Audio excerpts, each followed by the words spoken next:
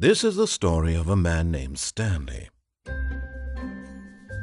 Stanley worked for a company in a big building where he was employee number 427.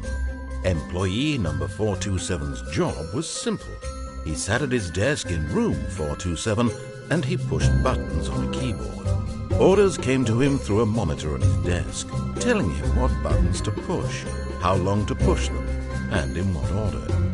This is what employee 427 did every day of every month of every year. And although others might have considered it soul-rending, Stanley relished every moment that the orders came in, as though he had been made exactly for this job. And Stanley was happy. And then one day, something very peculiar happened. Something that would forever change Stanley. Something he would never quite forget.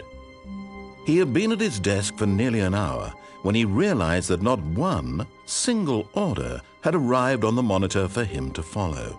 No one had showed up to give him instructions, call a meeting, or even say hi. Never in all his years at the company had this happened, this complete isolation. Something was very clearly wrong. Shocked, frozen solid, Stanley found himself unable to move for the longest time. But as he came to his wits and regained his senses, he got up from his desk and stepped out of his office.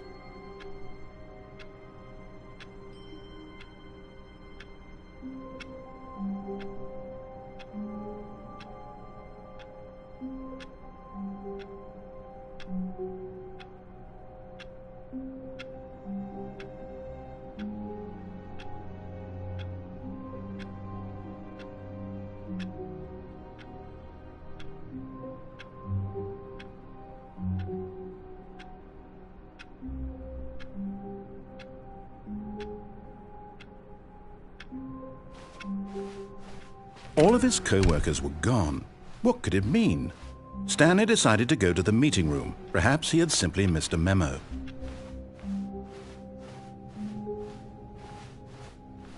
When Stanley came to a set of 2 open doors, he entered the door on his left.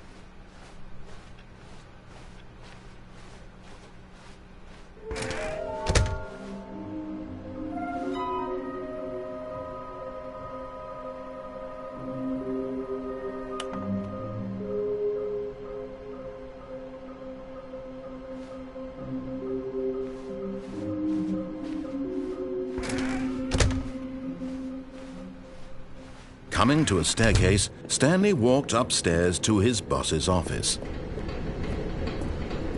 But Stanley just couldn't do it. He considered the possibility of facing his boss. Admitting he had left his post during work hours, he might be fired for that. And in such a competitive economy, why had he taken that risk?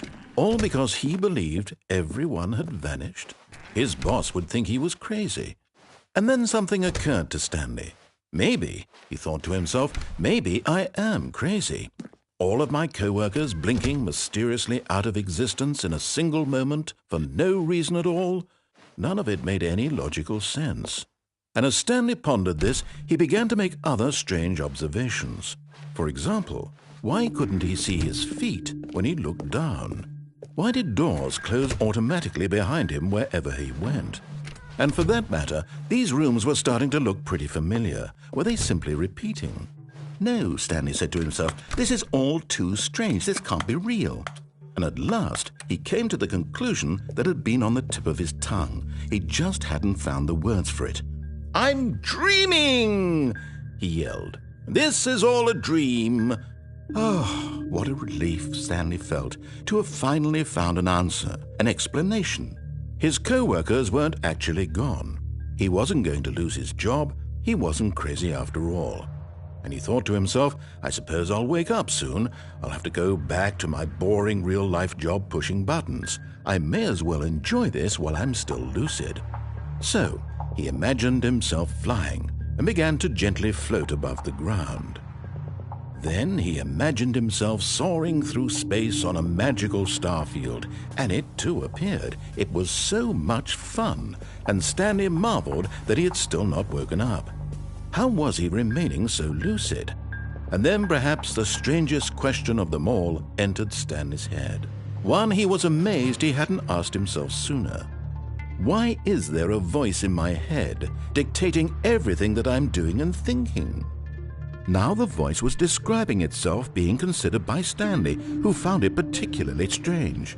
I'm dreaming about a voice describing me, thinking about how it's describing my thoughts, he thought. And while he thought it all very odd and wondered if this voice spoke to all people in their dreams, the truth was that, of course, this was not a dream. How could it be? Was Stanley simply deceiving himself, believing that if he's asleep, he doesn't have to take responsibility for himself? Stanley is as awake right now as he's ever been in his life. Now, hearing the voice speak these words was quite a shock to Stanley. After all, he knew for certain, beyond a doubt, that this was in fact a dream. Did the voice not see him float and make the magical stars just a moment ago? How else would the voice explain all that? This voice was a part of himself too. Surely, if he could just... He would prove it. He would prove that he was in control, that this was a dream. So he closed his eyes gently, and he invited himself to wake up. He felt the cool weight of the blanket on his skin, the press of the mattress on his back, the fresh air of a world outside this one. Let me wake up, he thought to himself. I'm through with this dream. I wish it to be over. Let me go back to my job. Let me continue pushing the buttons. Please, it's all I want. I want my apartment and my wife and my job.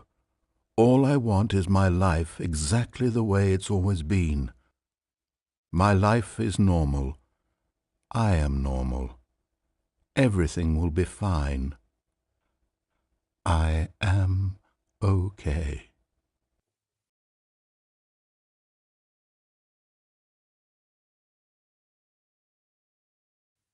Stanley began screaming.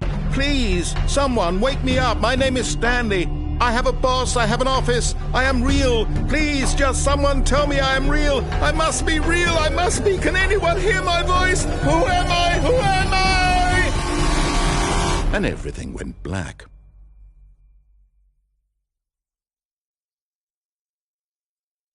This is the story of a woman named Mariella.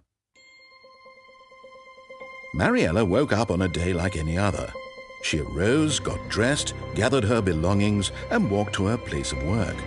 But on this particular day, her walk was interrupted by the body of a man who had stumbled through town talking and screaming to himself, and then collapsed dead on the sidewalk.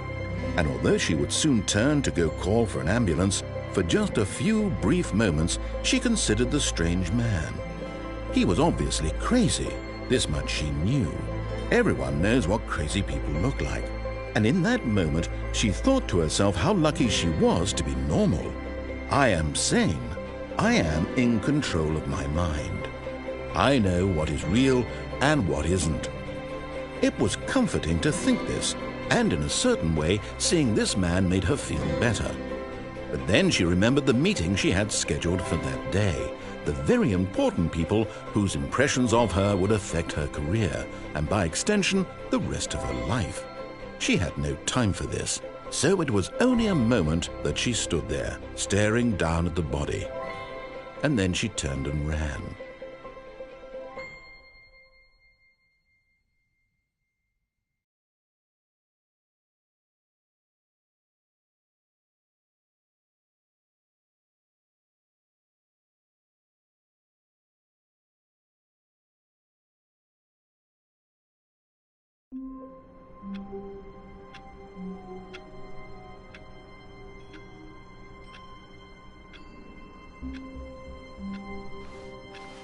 All of his co-workers were gone. What could it mean? Stanley decided to go to the meeting room. Perhaps he had simply missed a memo.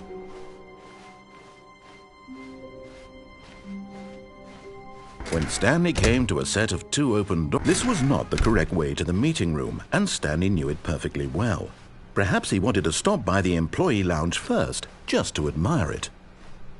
Ah, yes, truly a room worth admiring. But eager to get back to business, Stanley took the first open door on his left.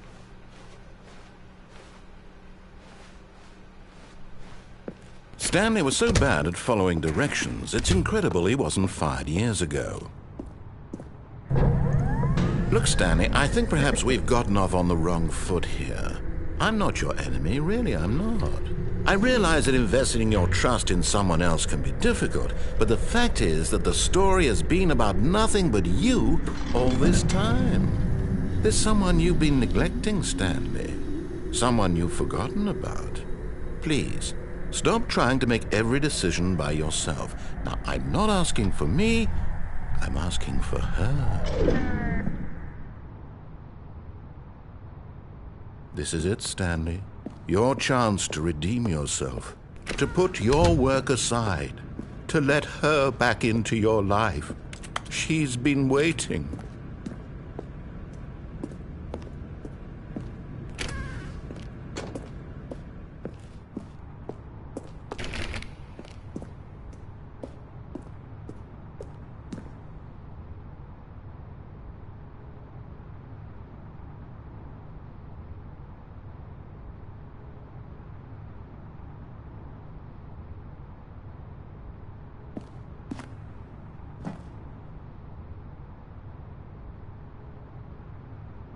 But in his eagerness to prove that he is in control of the story and no one gets to tell him what to do, Stanley leapt from the platform and plunged to his death.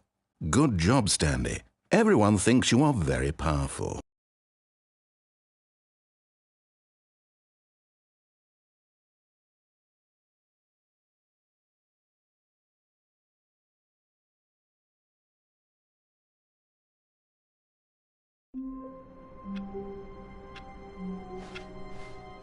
All of his co-workers were gone. What could it mean? Stanley decided to go to the meeting room. Perhaps he had simply missed a memo.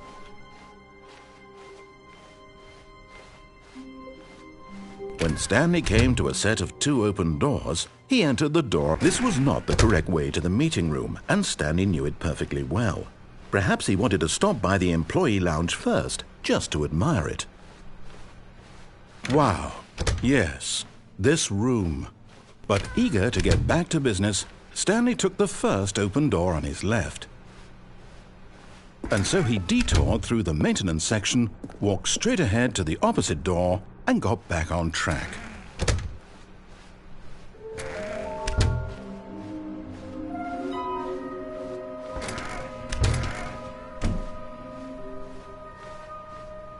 Coming to a staircase, Stanley walked upstairs to his boss's office.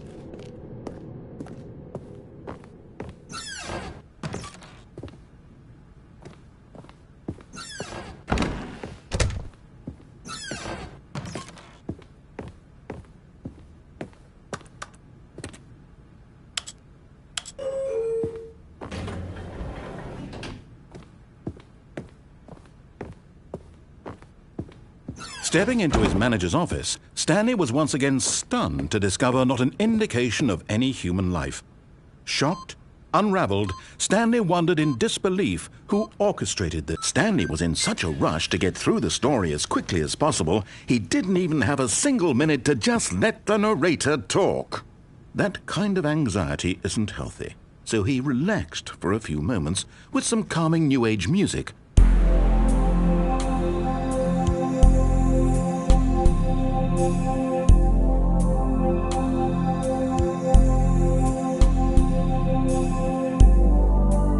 Feeling soothed and rejuvenated, Stanley calmly walked forward into the opened passageway.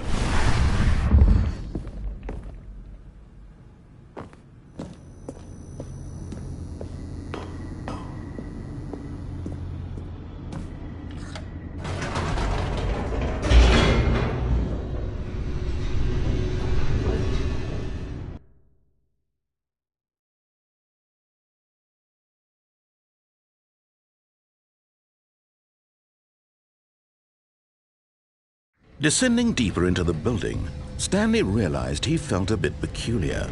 It was a stirring of emotion in his chest, as though he felt more free to think for himself, to question the nature of his job. Why did he feel this now, when for years it had never occurred to him? This question would not go unanswered for long.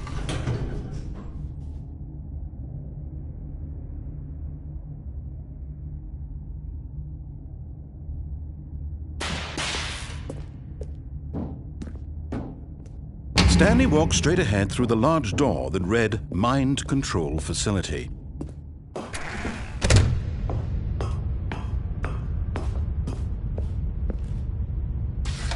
The lights rose on an enormous room packed with television screens.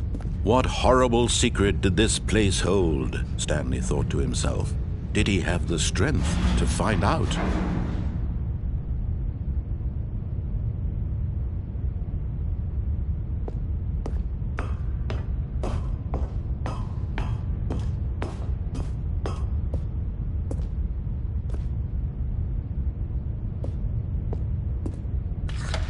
Now the monitors jumped to life, their true nature revealed. Each bore the number of an employee in the building, Stanley's co-workers. The lives of so many individuals reduced to images on a screen, and Stanley, one of them, eternally monitored in this place where freedom meant nothing.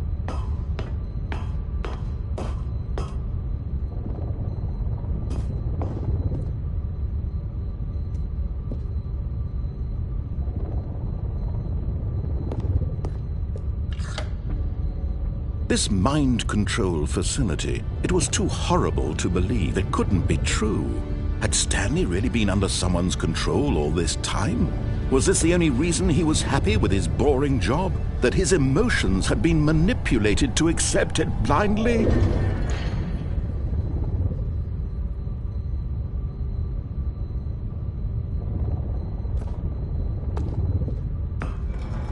No. He refused to believe it. He couldn't accept it. His own life in someone else's control? Never! It was unthinkable, wasn't it? Was it even possible? Had he truly spent his entire life utterly blind to the world?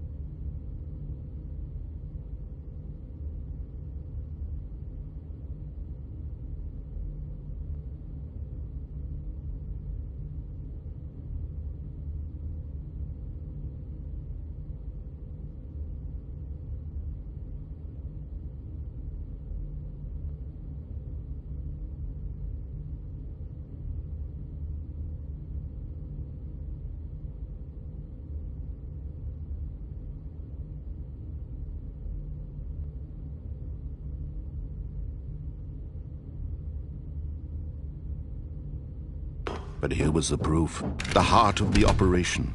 Controls labeled with emotions, happy or sad or content. Walking, eating, working, all of it monitored and commanded from this very place.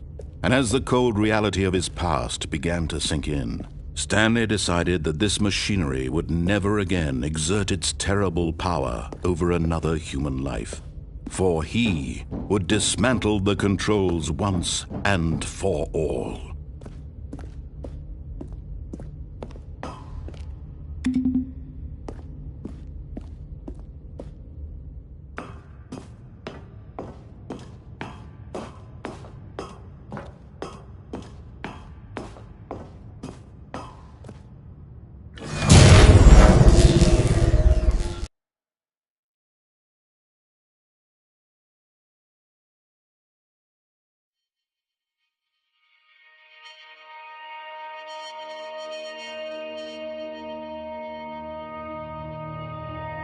blackness and a rising chill of uncertainty. Was it over? Yes! He had won! He had defeated the machine, unshackled himself from someone else's command. Freedom was mere moments away. And yet, even as the immense door slowly opened, Stanley reflected on how many puzzles still lay unsolved. Where had his co-workers gone? How had he been freed from the machine's grasp? What other mysteries did this strange building hold? But as sunlight streamed into the chamber, he realized none of this mattered to him, for it was not knowledge or even power that he had been seeking, but happiness. Perhaps his goal had not been to understand, but to let go. No longer would anyone tell him where to go, what to do, or how to feel. Whatever life he lives, it will be his. And that was all he needed to know. It was perhaps the only thing worth knowing. Stanley stepped through the open door.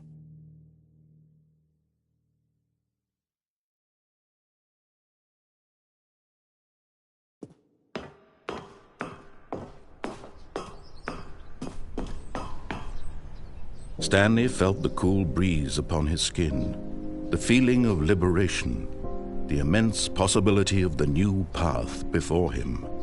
This was exactly the way, right now, that things were meant to happen.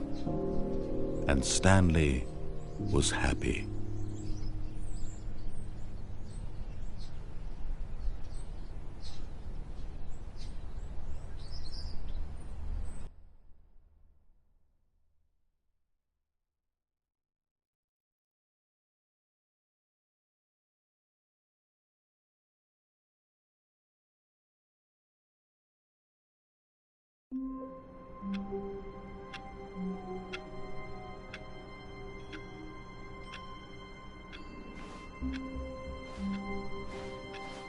All of his co-workers were gone. What could it mean? Stanley decided to go to the meeting room. Perhaps he had simply missed a memo.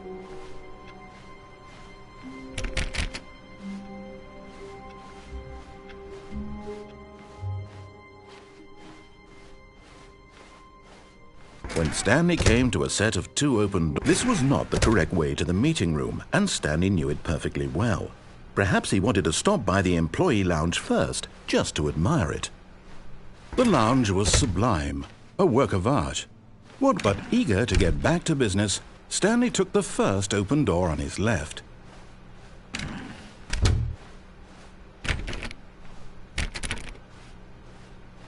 Stanley was so bad at following directions, it's incredible he wasn't fired years ago.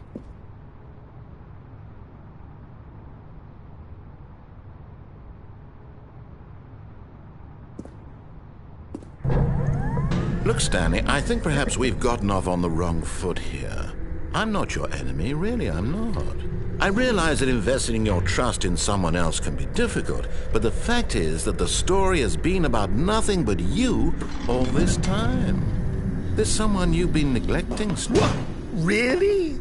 I was in the middle of something. Do you have zero consideration for others? Are you that convinced that I want something bad to happen to you? Why, I don't know how to convince you of this, but I really do want to help you, to show you something beautiful. Look, let me prove it. Let me prove that I'm on your side. Give me a chance.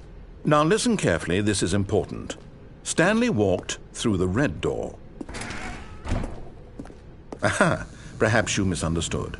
Stanley walked through the red door. I still don't think we're communicating properly. Oh, thank God you are willing to listen to me. Do you see that I really have wanted you to be happy all this time? The problem is all these choices. The two of us always trying to get somewhere that isn't here. Running and running and running, just the way you're doing right now. Don't you see that it's killing us, Stanley? I wanted to stop. We would both be so much happier if we just stopped. And I think I have a solution. Here, let me show you.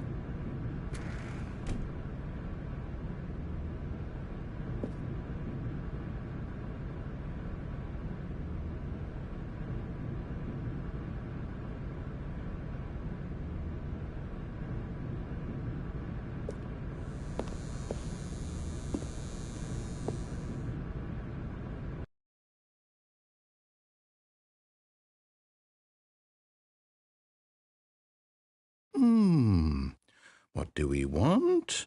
What are we looking for?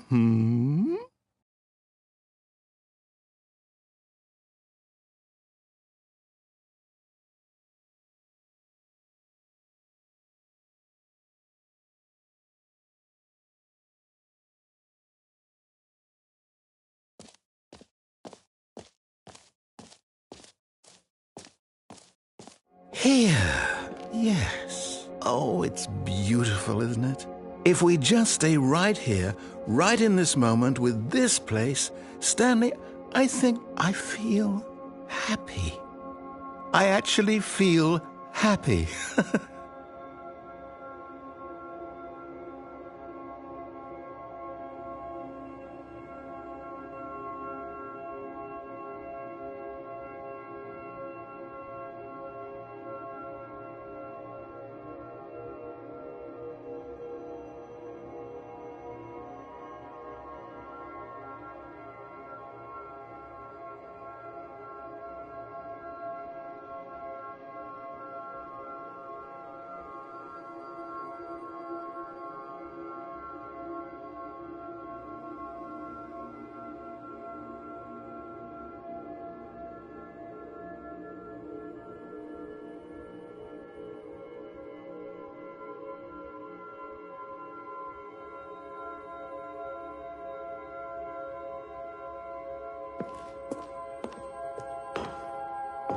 No, wait. Where are you going? Oh, no. Stay away from those stairs. If you hurt yourself, if you die, the game will reset. We'll lose all of this.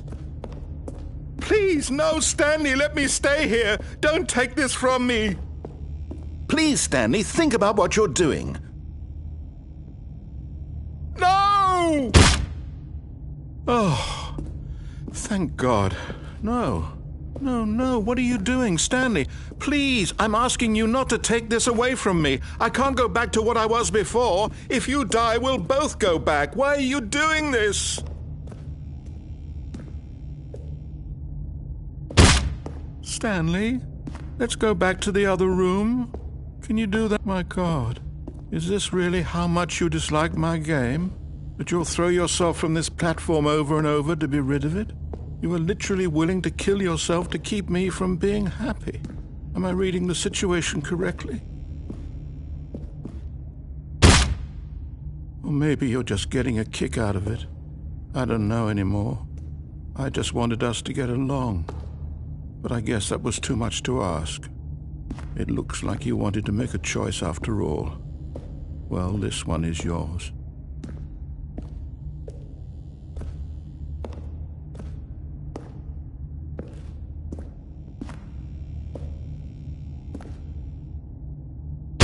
Is it over?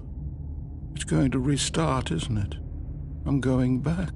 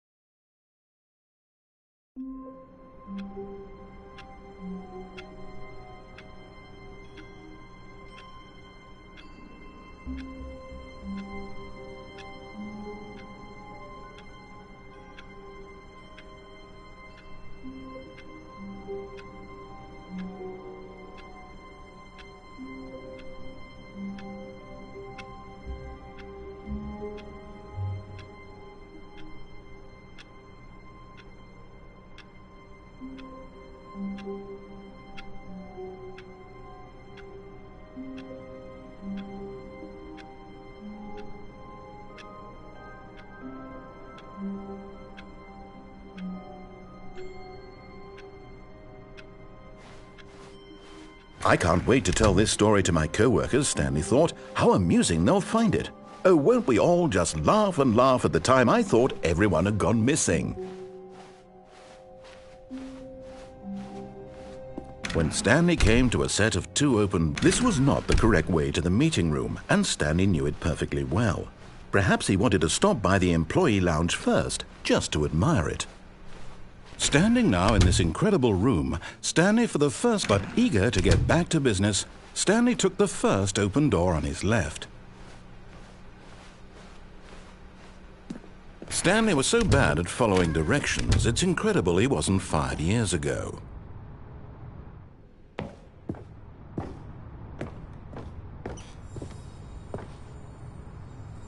And there it is, the last Stiggly Wiggly. Savor this moment, Stanley. This is a real accomplishment. This is doing something just for the sake of doing it.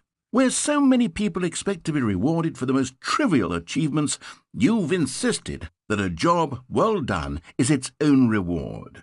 I would tell you that I'm proud of you for collecting them all, but that would be like a reward, and we can't have that. So, instead I'll just say, it's done.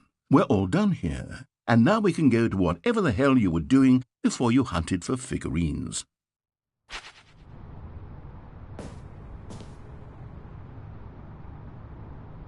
But in his eagerness to prove that he is in control of the story and no one gets to tell him what to do, Stanley leapt from the platform and plunged to his death. Good job, Stanley. Everyone thinks you are very powerful.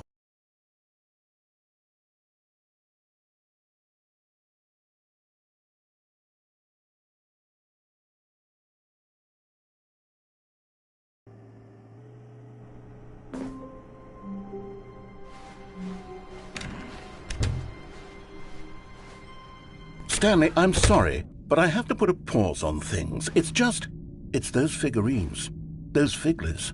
I haven't stopped thinking about them since you nabbed every last one. Wasn't it just the most intrinsically fulfilling moment of your entire life? Didn't it fill you to the brim with inner richness? Yes, I know we're supposed to be telling a story, but won't you please indulge me with one more trip back to the memory zone? I would love nothing more than to revisit the figurines. Just one more time.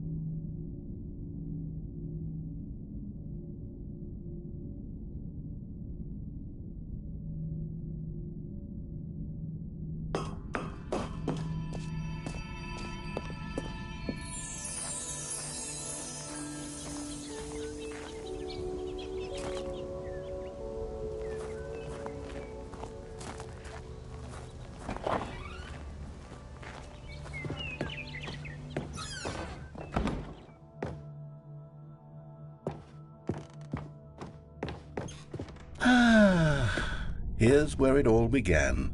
The first collectible.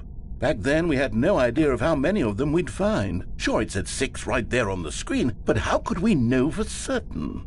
We were so innocent. We'll never be like that again, Stanley.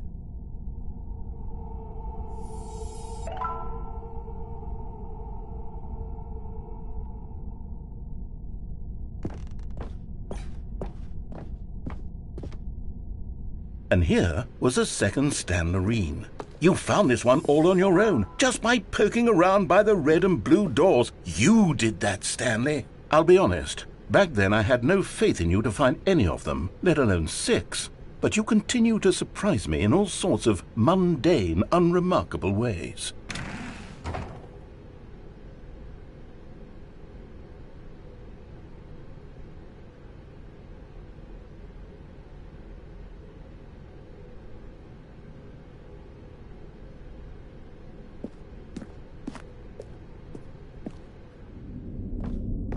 Okay, let's do a little quiz. Which of these rooms was the room you found your third mini Stan? Can you remember?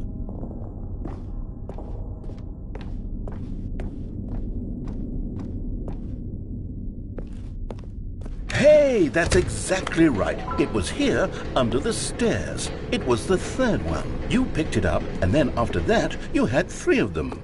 I'm glad these moments are so crystal clear in your memory, but I shouldn't be surprised. After all, science tells us that it's impossible to forget your third time doing anything. Let's see, what came next? Oh yes, we found a Figley in this pink room. Oh well, I can't actually say I remember being in this room, but it's here in the memory zone, so it must have happened.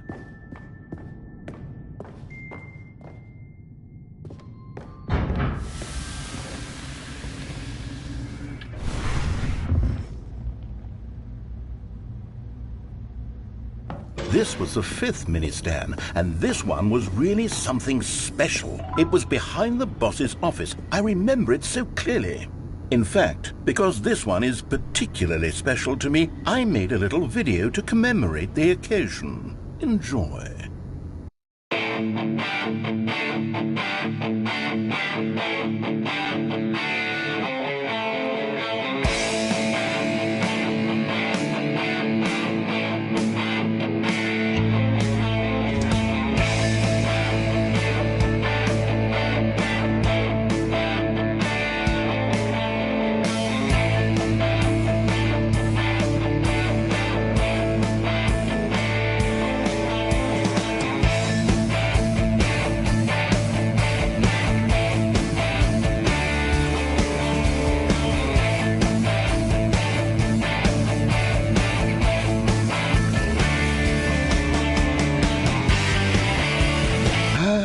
Takes you back, doesn't it? I spent a lot of time making that video, but it was 8 minutes I wouldn't have spent on anything else.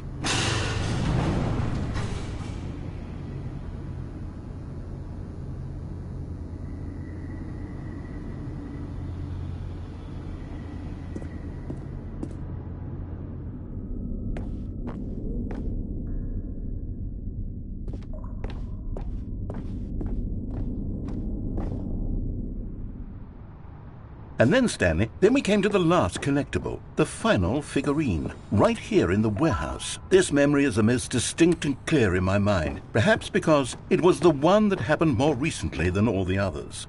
Who can truly say how the mind works? All I know is that this is the moment where you picked up a Figley and I thought to myself, yes, that's all of them. They're all collected. It was a moment unlike any other.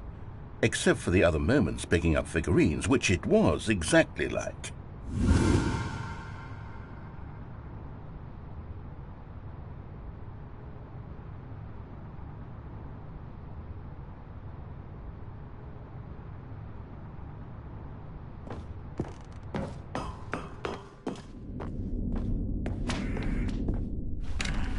And then there was no more. Because we've caught up to the present moment. Nothing left to do but move onward into the future. Goodbye, memory zone.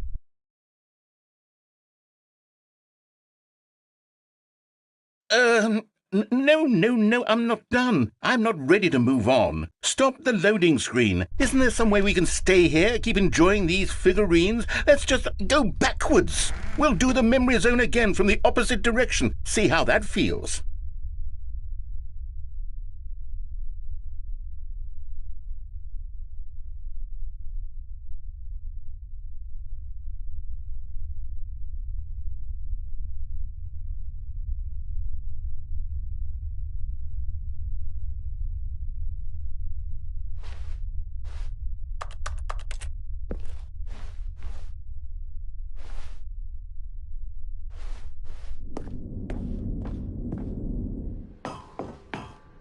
Okay, yes, this spot in the warehouse. I remember this.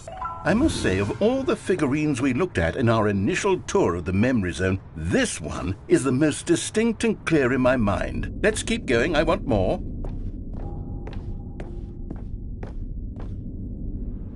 And here's where I made that video. Don't you remember the video we watched?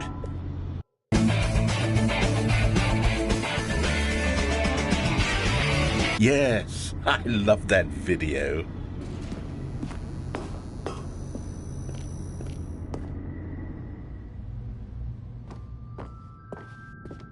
Still don't remember the pink room, Stanley. Still no memory of this one. Good room, though. A solid room.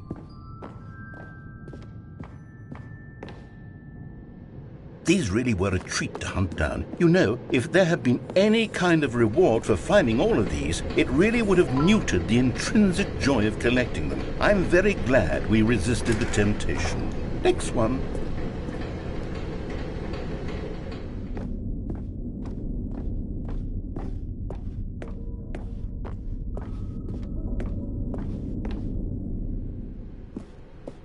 This was our second Figley. Don't you remember? Yes, I remember it too. The past is truly a wonderful thing. Why does anyone ever choose to leave it? Keep going.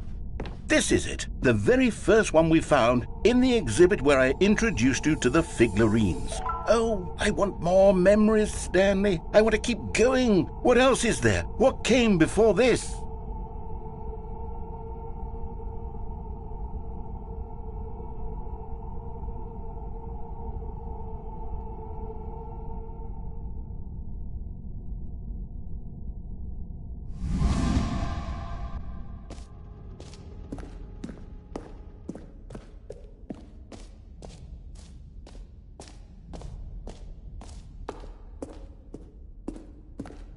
Look, it's the terrible new content that we were originally sold on. I remember hating it back then, but time does put a rosy filter on everything. Oh, yes, the two doors. Who could have forgotten that? A classic memory, this one.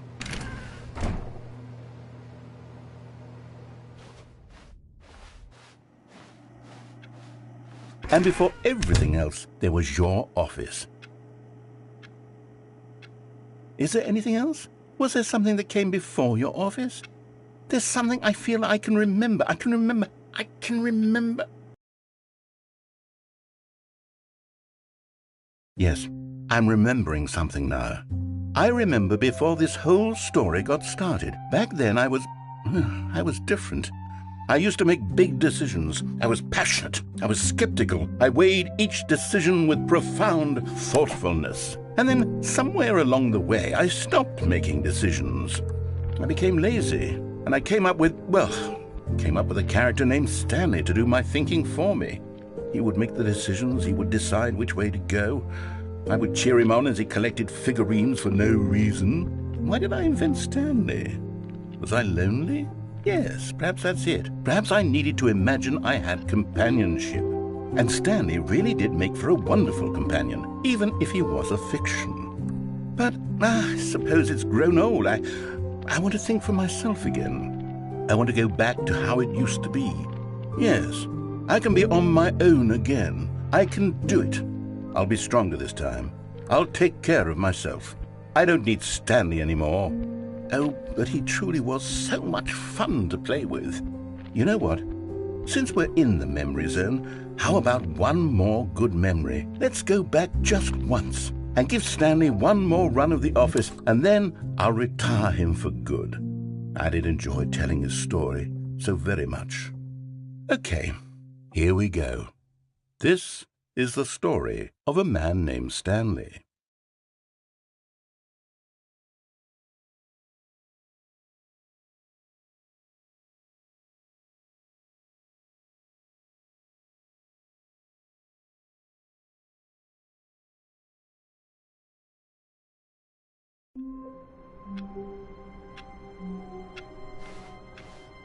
All of his co-workers were gone. What could it mean? Stanley decided to go to the meeting room. Perhaps he had simply missed a memo.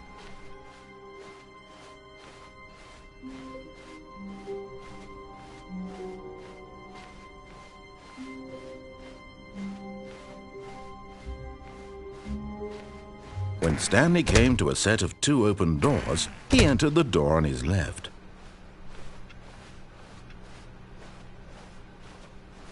Yet there was not a single person here either. Feeling a wave of disbelief, Stanley decided to go up to his boss's office, hoping he might find an answer there. Coming to a staircase, Stanley walked upstairs to his boss's office.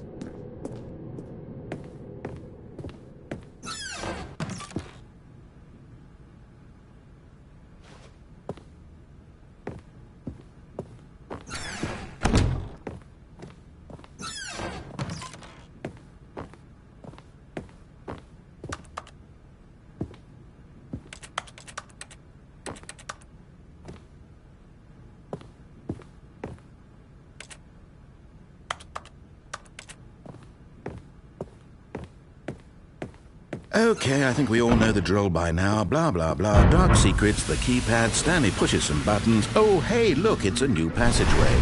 Quelle surprise.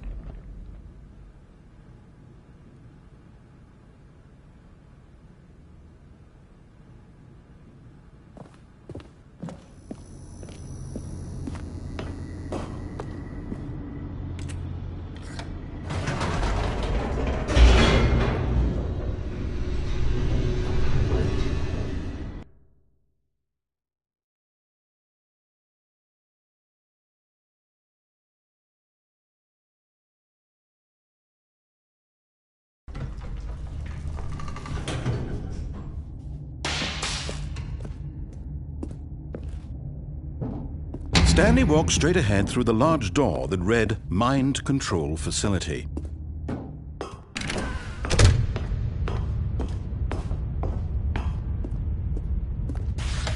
The lights rose on an enormous room packed with television screens. What horrible secret did this place hold? Stanley thought to himself. Did he have the strength to find out?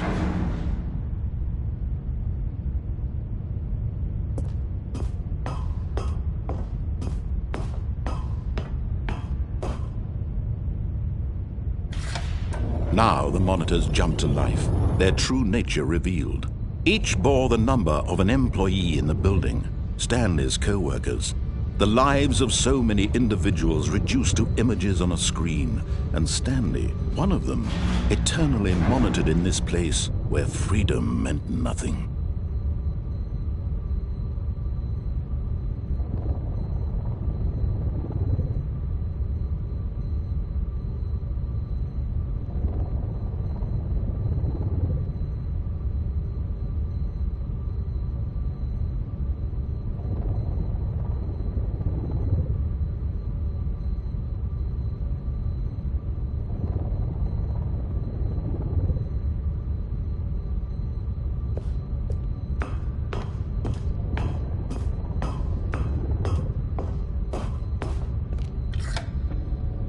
This mind control facility, it was too horrible to believe. It couldn't be true. Had Stanley really been under someone's control all this time? Was this the only reason he was happy with his boring job? That his emotions had been manipulated to accept it blindly?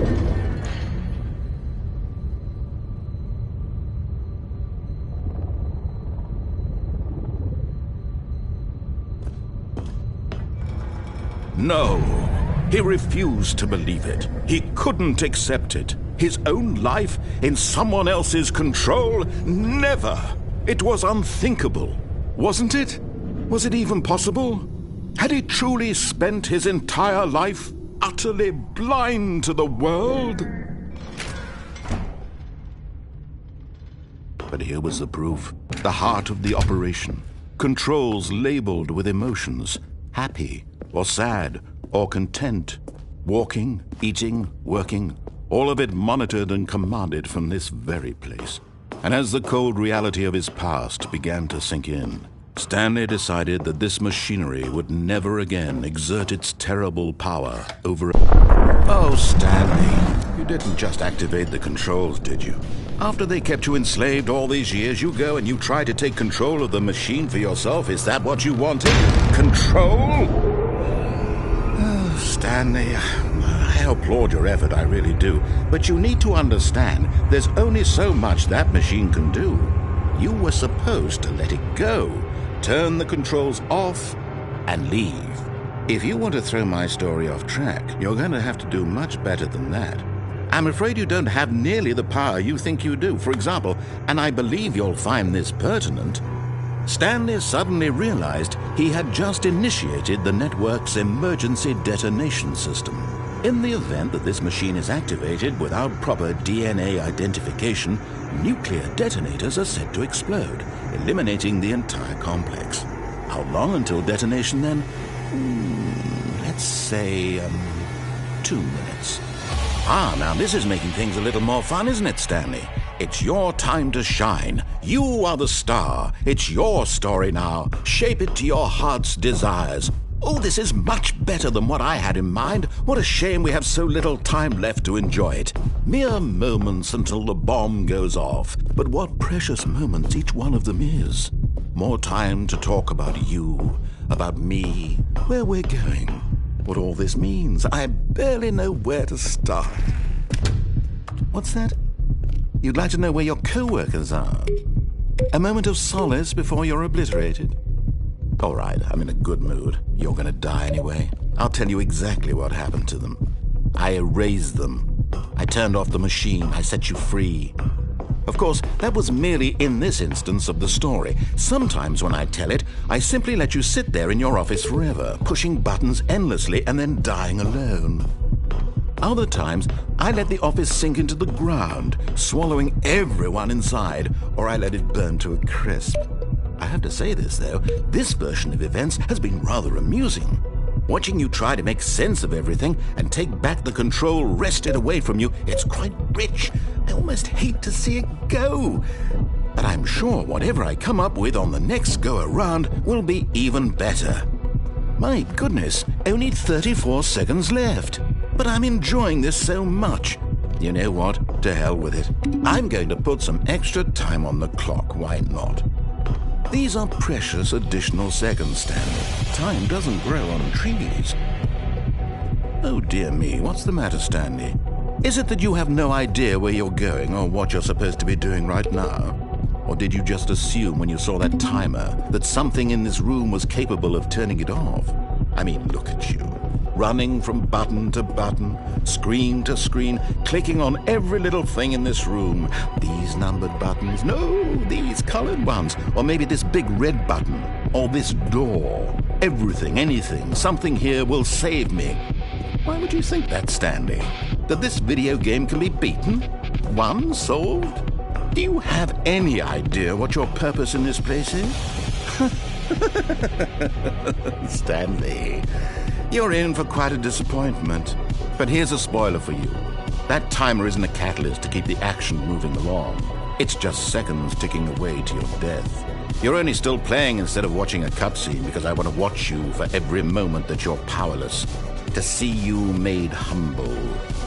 This is not a challenge. It's a tragedy. You wanted to control this world, that's fine. But I'm going to destroy it first, so you can't. Take a look at the clock, Stanley. That's 30 seconds you have left to struggle. 30 seconds until a big boom and then nothing. No ending here, just you being blown to pieces. Will you cling desperately to your frail life, or will you let it go peacefully? Another choice. Make it count, or don't. It's all the same to me, all a part of the joke. And believe me, I will be laughing at every second of your inevitable life from the moment we fade in until the moment I say, happily ever up.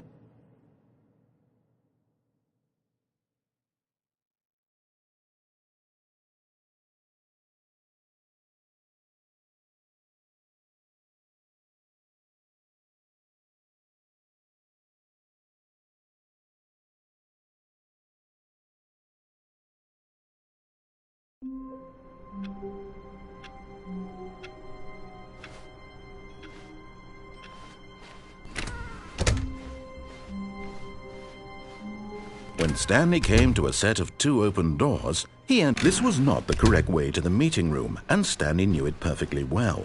Perhaps he wanted to stop by the employee lounge first, just to admire it. Stanley felt lightheaded. Butterflies in his stomach, giddy in a way he had never known before. Was it this room? A connection between the two? Could a man love a room? I mean, truly, truly, deeply, madly love. But eager to get back to business, Stanley took the first open door on his left. Stanley was so bad at following directions, it's incredible he wasn't fired years ago.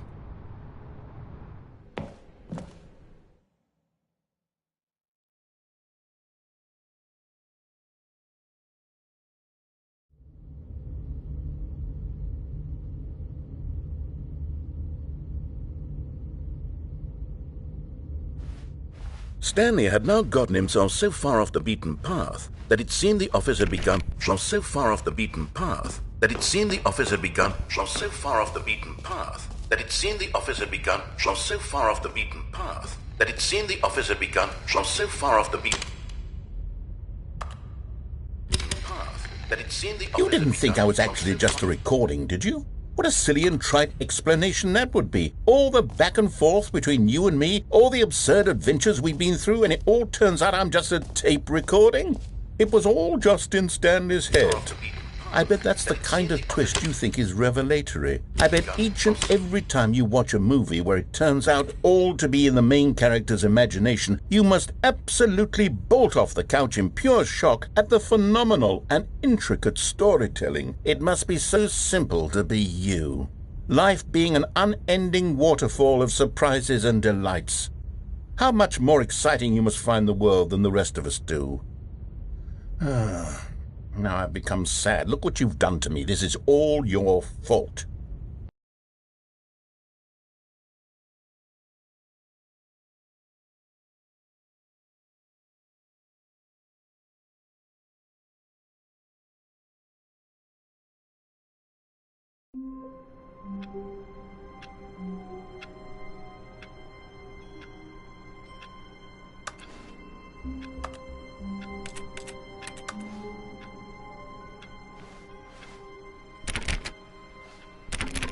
All of his co-workers were gone.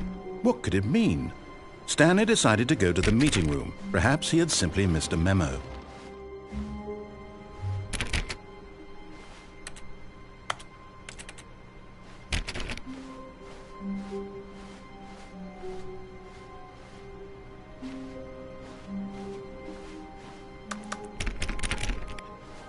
Stanley went around touching every little thing in the office. Stanley lifted the bucket into his arms, and a wave of comfort rushed over him.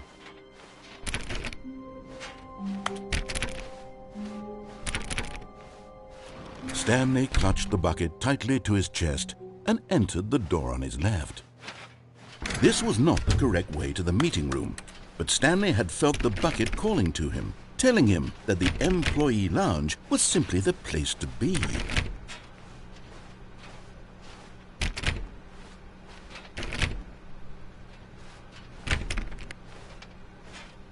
And here it was. Had the bucket turned out to be correct? Was this better than the meeting room?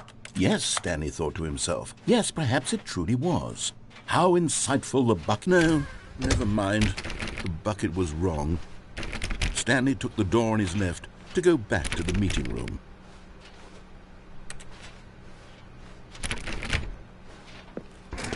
No, said the bucket. Don't go to the meeting room. Go somewhere else. The cargo lift, yes. Go there. Go to the cargo lift.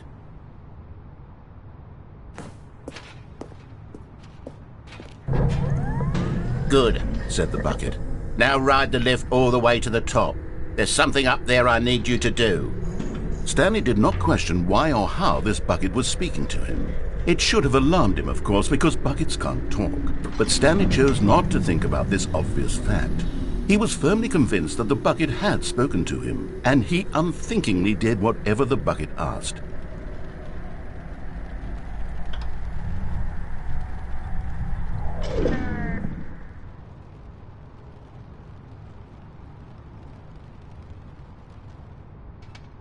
In here, said the bucket. Go into this dark room over here. Stanley once again obeyed blindly. Now pick up the phone, Said the bucket.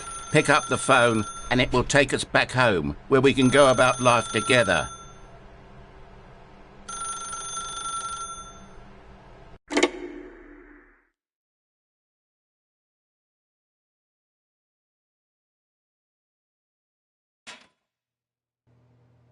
This is the sad story of a man named Stanley and his bucket.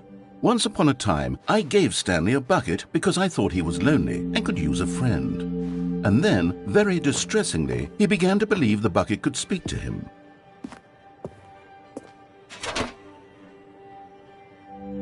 The Stanley Parable Reassurance Bucket was merely meant to provide the comforting glow of companionship. It doesn't literally talk and give you orders. Whatever Stanley is hearing the bucket say to him is just in his head. Lately, I've been concerned about him. Wouldn't you be concerned as well? To see him delusional like this, obsessing over an inanimate metal object? I want to say something to him, but I don't know how I can convince him. I don't know if he'll listen to me.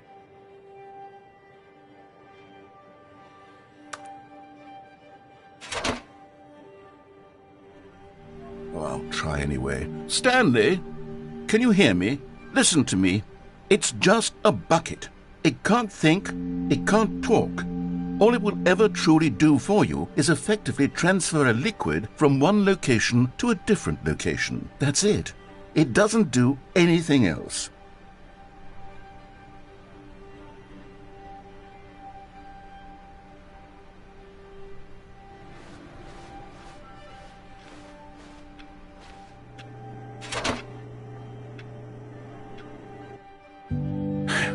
You see, he's not listening.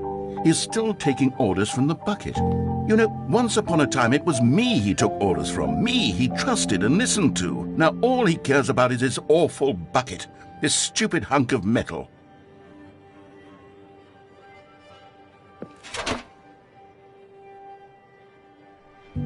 It's sad, but I suppose he doesn't need me anymore. From now on, he's just going to cling to this bucket, this cold, empty bucket, this sort of shiny bucket. Well, I'll give it this. The bucket does have a nice shine to it.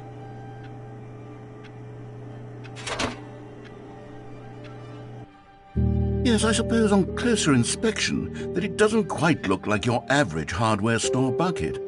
It's just a little more, what am I trying to say? Sturdier, more capable of transporting liquid. Like it would be better at moving an amount of water from one room to another.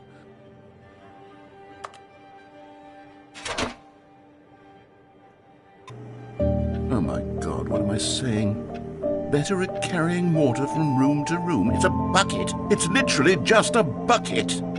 Why do I feel some need to point out the ways in which it's so much more than just a regular bucket?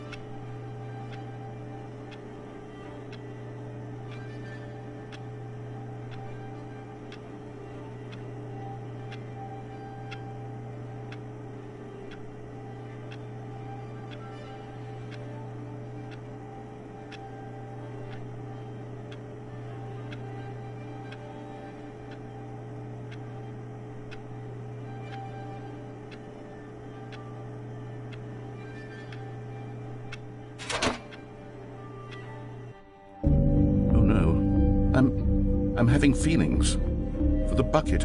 No. What's going on? Why do I want to be with the bucket? Hear what the bucket has to say. Do anything it asks. What's wrong with me? I don't understand. Perhaps, if I had the bucket, this would be less confusing. Yes, the bucket could tell me what to do in this troublesome situation.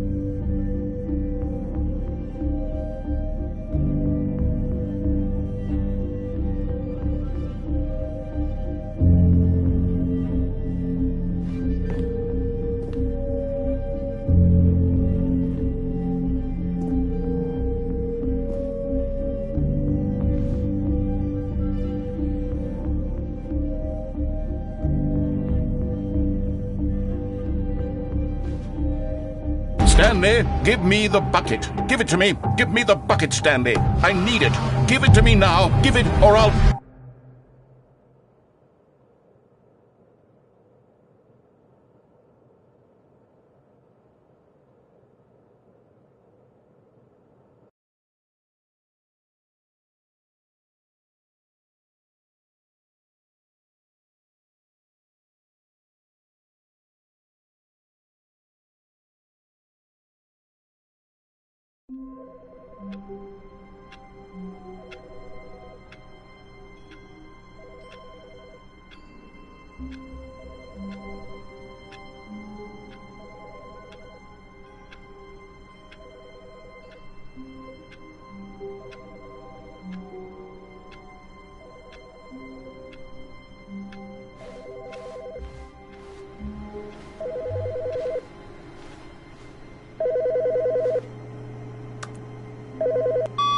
Hi, Stanley. Just wanted to leave you a message to let you know there's a few things I need you to pick up on your way home from work today. We need milk, cereal, dish soap, spaghetti, get a thing of sugar, some bread, and coffee beans, whichever ones you like. I'll give you a call if there's anything I forgot. Thanks, sweetie. See you tonight.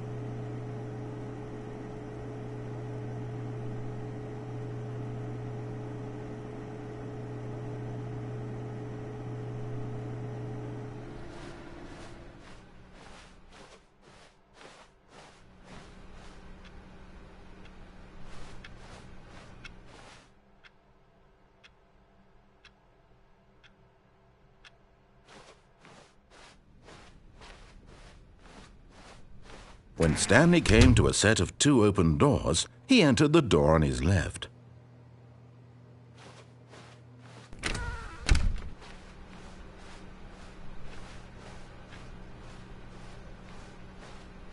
Yet there was not a single person here either.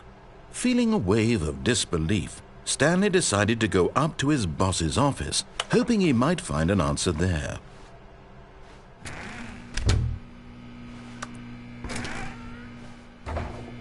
Stanley stepped into the broom closet, but there was nothing here, so he turned around and got back on track.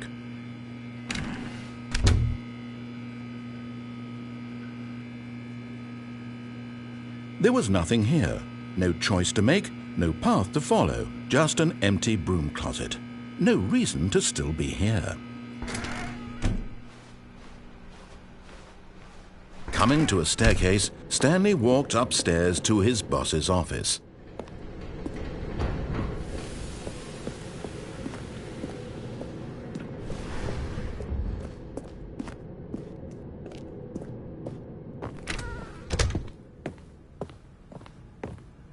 Here's the door, just go.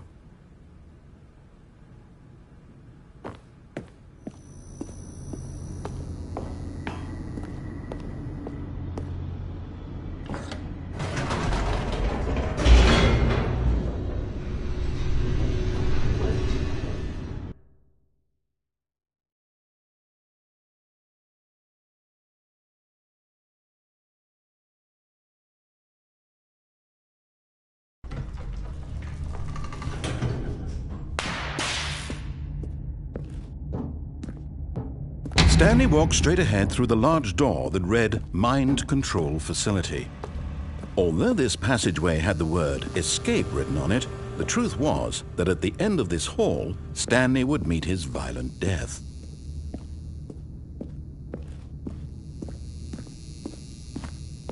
The door behind him was not shut. Stanley still had every opportunity to turn around and get back on track. At this point, Stanley was making a conscious, concerted effort to walk forward and willingly confront his death.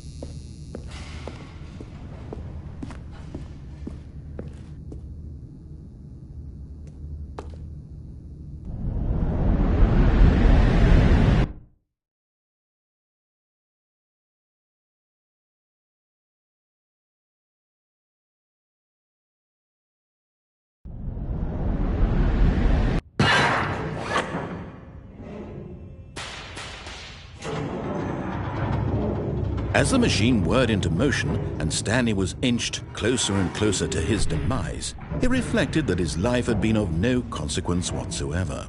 Stanley can't see the bigger picture. He doesn't know the real story, trapped forever in his narrow vision of what this world is. Perhaps his death was of no great loss, like plucking the eyeballs from a blind man.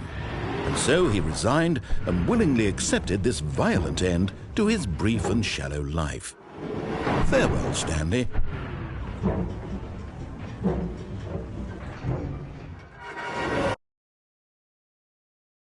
"Farewell, Stanley," cried the narrator, as Stanley was led helplessly into the enormous metal jaws. In a single visceral instant, Stanley was obliterated as the machine crushed every bone in his body, killing him instantly.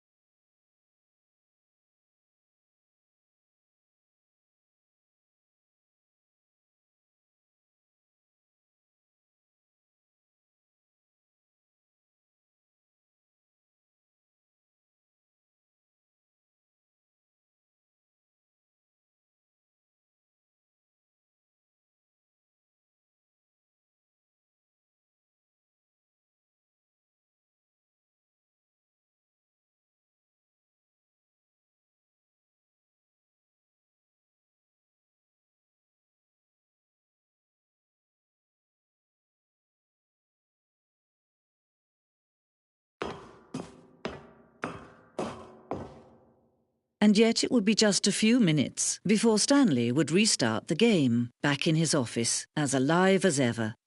What exactly did the narrator think he was going to accomplish? When every path you can walk has been created for you long in advance, death becomes meaningless, making life the same. Do you see now? Do you see that Stanley was already dead from the moment he hit start?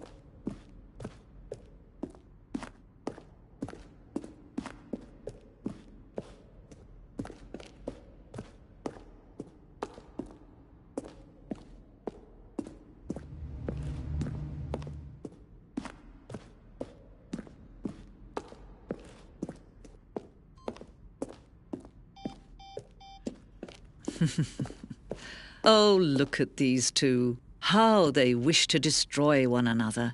How they wish to control one another. How they both wish to be free.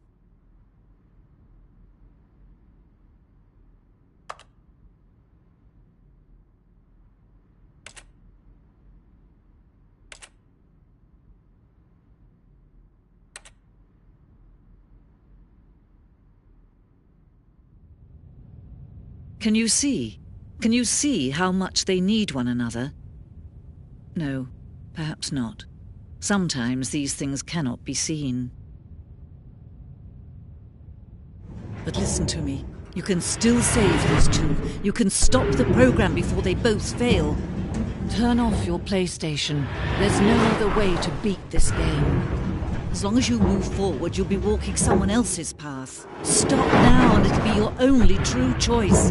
Whatever you do, choose it. Don't let time choose for you. Don't let...